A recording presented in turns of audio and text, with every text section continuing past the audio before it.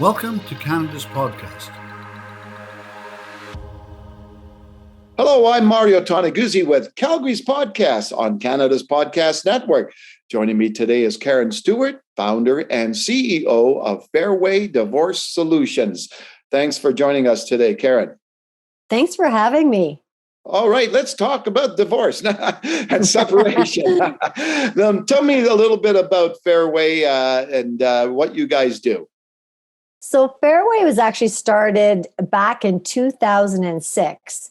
And the whole intention of Fairway was to give divorcing couples in Canada who have assets and children to protect a better way to divorce. So it's essentially a start to finish process that takes couples from start to finish. And then it coordinates, quarterbacks all the other professions needed along the way. Okay, then. So is there a need for all these other professions? It depends case by case, right? Sometimes you need business valuations. Sometimes you need pension valuations. Sometimes you need lawyers. Certainly when you're dotting the T's or dotting the I's and crossing the T's, you've got lawyers to help with the contracts for sure. Okay. What's the goal here of this? And what you do? So, the goal has not changed. The goal is to reduce cost, reduce time, reduce stress, and protect kids. And that really has been the four cornerstones since the day we opened many years ago. Okay. Can you tell me a little bit about the history of this? How did it start and the why it started? Well, the starting of this is a really sad, morbid story. It's my own story. I actually, my previous life was an owner of a stockbroking firm so I had a number of employees and stockbrokers. And part of what we did was we helped couples when they're going through divorce, split their assets. And so I had an interest from a financial perspective. But what I didn't know is the universe had planned on me going through a very expensive, to the tune of $500,000 plus in legal bills alone, from the time of 2001 to 2005, 6-ish. Anyways, a very morbid, sad story about a divorce that could have been resolved in a pragmatic way. The assets were complicated. We had a stockbroking firm and kids and stuff, but it didn't need to the outcome didn't need to be the outcome it needed to be. And so that really, quite frankly, stirred me on, created a passion. Probably it was a bit of I don't want other people to suffer what I did. And then we ventured off and started Fairway. So you're based in Calgary, but do you have offices elsewhere or what's your reach nationally on this? And that's such a great question for an entrepreneur, because as you grow and as you expand, there's different ways of doing that. And so I was really torn between the corporate expansion model, owning everything, or franchising. Okay. And I have to say that journey has been very interesting, but we're very committed to the franchise model. We have 13 offices across Canada. Wow. And, again, a bit of ups and downs. I'm sure we can have some time to chat about that as an entrepreneur's journey. But yes, we are a franchise model in a very non-traditional franchise business. Yeah, that's funny, right? Because you most think of fast food restaurants or stuff like that as franchise models, but in divorce, it's kind of interesting. Who are your clients? Who typically walks in the door and seeks your services? Well, I guess the obvious is they're people who are getting divorced. They're people like you and me. They're people who, they find themselves. I'm not saying you've been divorced, but I'm just saying. They're people who find themselves faced with on the doorsteps of divorce, who have something to protect. So that something could be assets that they've worked all their life to build and save, or it could be children. And typically, we're not the cheapest. There's lots of cheaper alternatives. We take great pride in trying to be the best, and I think we are the best. Our competition tends to be more the matrimonial lawyer. So we're really the alternative to hiring two lawyers and fighting it out. That's where we play. Have you looked at the typical cost of how does that compare to, say, a traditional divorce? I don't know if you can quantify that in any way for us. That's a great question. And the legal system does put out research stats every now and again, but of course they're based on voluntary submission of data. So we can, roughly say, that the average divorce for a couple in Canada would range probably 16 to 18,000 per person. Now, that is, so you're looking 30 to 40. Of course, if there's any issues of contention or argument or court or affidavits, you're up at the 100,000. We tend to play in somewhere between the 8,000 and 30,000 range per couple. Okay. Can you talk about the growth that you've seen in the company, like through the period of time since inception? How has it grown? Obviously with the franchising model now, yes. But prior to that, did you notice any peaks and valleys in your journey? Well, I would say the market of divorce has been pretty stable. I mean, it's been, there's about a 40 to 50% chance of people who get married getting divorced. That's been the same. What has really changed is the openness to alternative dispute resolution. So when I started this, oh my gosh, I had so many arrows in my back. It was absolutely horrible, the amount of people that were trying to take me down. And those were tough times because I was a new person on the block, challenging status quo, doing what I felt was in the best interest of mankind and people in Canada and beyond Canada to approach the breakdown of a marriage in a better way. Fast forward to today, and there's tons of competition. So I guess that's a compliment, right? Yeah. Yeah, exactly. So in terms of being an entrepreneur, Karen, what would you say your toughest challenge is? First of all, in the past and maybe even in the present? So I think, it's such I love this conversation because are you born an entrepreneur? Are you made an entrepreneur? I think I fall into the category of born entrepreneur. And with that comes some great assets and some great challenges because as a true, entrepreneur, typically you're a visionary. So you see things beyond their time. So that means you might get into a market too soon. You might be too ahead of the game. And I've done that on a couple of occasions. I think the benefit is, you work for yourself. You've got flexibility. But really, the opposite is it's 24/7. You don't have, you have stability. You have no stability. You don't really have a collaboration. I mean, I'm lucky I have a wonderful board, but still, I'm the captain of the ship. And if I steer it in the wrong direction, I'm going to hit an iceberg and go down. And really, the person who's accountable is me. So it's a bit of a lonely journey, I think, in a emotional, psychological way, even though you may be surrounded by a lot of people. Yeah. What do you think it takes to be an entrepreneur? Oh, stupidity? No. No. You never. No, I think it takes. I think it takes somebody who absolutely believes in what they're doing, why they're doing it, and how they're doing it. So I think there has to be a law, that's what takes it to be an entrepreneur. I think there's a big difference to be an entrepreneur and be a successful entrepreneur. And I think it takes tenacity. And in this day and age, a lot of tenacity.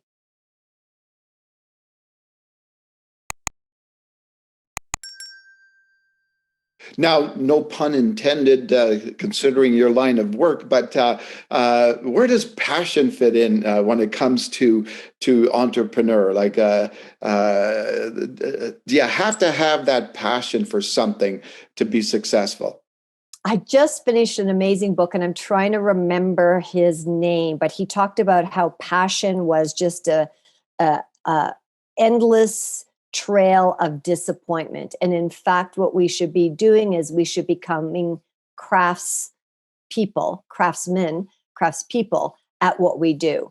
And I think that's really for me, for me, I was passionate about making a difference, but that only lasts for so long when you're trying to pay bills and you're trying to hire right people, and you make more mistakes than you make successes. I think there has to be a craftsmanship that you feel you're an expert and you have something of great value to offer the people who work for you, the people who work with you, and then your end user. So when you embarked on this journey, were there any mentors that helped you along the way, or any, like you mentioned a book, but any books that, or even examples of people that you followed? So, I graduated with an MBA in 1988. So that gives you an idea of sort of, when I graduated, there was literally a little paragraph in one of the textbooks about entrepreneurship. So I grew up in a time when there was not a lot of female mentors to emulate. So a lot of my mentors were male coaches. And I did, from a very young career age, I always had a coach. And, I went through strategic coach, I'd hire independent coaches. I also belonged to organizations like tech and the EO, and I tried to surround myself with other people who I could learn from, but there was nobody. And that was, I think, the biggest challenge that I could look at, where I could say, okay, I'm starting a Subway competitor. I can just emulate what Subway does, do it better, do it faster, do it cheaper. I couldn't do that. And that's been the hardest thing, is trying to find a niche in a niche that I had to create. Yeah, exactly. Now, I'm interested about your reference to coaches, and tell me, I guess, the benefits of having coaches. There's, I shouldn't say dime a dozen, but there almost seems to be like everybody's a coach out there now. Out there, you scroll through LinkedIn and you see tons of them, right? What are the benefits that you've seen through that? Am I allowed to say a slight swear word? Sure, I don't care. They call you on your shit. How's that? So I think I've had good coaches, I've had great coaches, I've had poor coaches. I think having a coach that has some skill or acumen around the area that you're in helps, because they can be more strategic. Mm-hmm. But for me, it was always about somebody listening to what I had to say and challenging the way I was thinking, and or encouraging me to think differently. I was not somebody, I never have been somebody who needed somebody to hold me to goals or accountability, because I'm uber over accountable and goal oriented, probably to my demise. But having a sounding board, I just am a huge advocate, whether it's a counselor because you're going through challenges in life, whether it's a coach because you're trying to, figure the whole thing out. I think we all need that sounding board. So I'm a true believer in that, and have done it my entire career. What do you think, especially in this field, what do you think you bring to the table as an entrepreneur, and as a advocate of what you're doing by being female as opposed to being male? I think females have this is what my experiences show me, that females, not all, but the talented ones, have a way of seeing the big picture and the context very clearly without getting lost in the inertia. So it's the ability to apply analytical skills, a lot of experience and intelligence, worked in with intuition and a little bit of that Mother Earth caring component. Women typically are very good multitaskers. And when you're running an organization and you have so many areas that you need to have your eyes on, I think that helps. I think the other thing that maybe as a female, because I'm also because of my financial background, I'm an anomaly in that I have a very strong analytical financial side to me, but I'm also very caring and loving and empathetic. And I think the structure of Fairway has been able to embrace that sort of qualities within the design of our process and our franchise system. Mm-hmm. Now, if you had someone come to you and say they're interested in becoming an entrepreneur, what advice would you give them? I would really want to understand what they meant by the word. I think that the word has been overused, and I would like to see it start to fall into silos. So is it a contract entrepreneur? Is it like starting to see silos on entrepreneurship? Because entrepreneurship is not just about going out and biting the bullet and facing your fears and starting a company. It's also a mindset. And it's interesting because right now, over the next probably 6 months to a year-ish, I'm looking at hiring a certain person, and they've got to have that fine balance between an entrepreneur. So you can have an entrepreneur within your organization. So I think I would really want them to understand how they define it and then get really clear about that definition and then match that to whatever they're thinking they're doing. And then it's like a checkbox, right? Mm-hmm. Yeah. And, you mentioned earlier about, working 24/7 and stuff. So, in this day and age, we talk a lot about work-life balance. And where do you find it? First of all, do you think you have it? And I absolutely have it. And I'll tell you, that is another benefit of being a female. I was a single mom and I raised 3 children on my own. I didn't have a choice but to have work-life balance. It was not even a conversation. It was never even a conversation I had with myself or anybody had with me because it was innate in my roles. Now, today, my kids are they're older. My youngest is in university. The other 2 have careers.